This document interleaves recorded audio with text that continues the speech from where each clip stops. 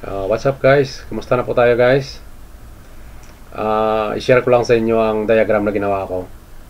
Ito ay pang Toyota Hilux wiper and washer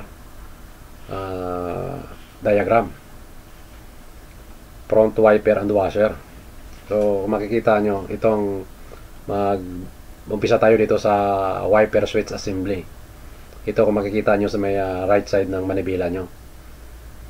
Okay, pag switch kayo ng washer, ito yun siya ang connection ng washer. Ang black na wire dyan papunta dito sa washer motor. Washer motor, ang isang wire kasi dalawang wire dyan. Ang isang wire dyan ay from ignition.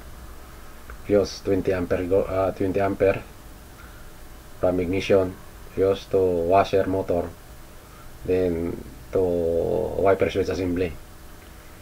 Okay. Tapos ang wiper switch assembly may sariling ground siya. Ito ground.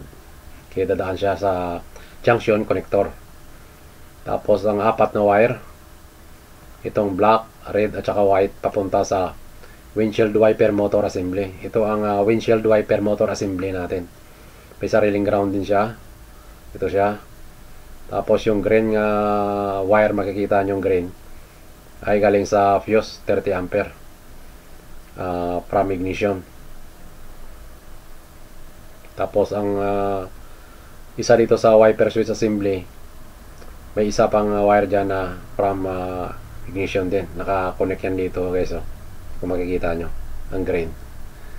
So ganyan lang guys. Huwag kalimutan, ito ay pang Toyota Hilux 2018.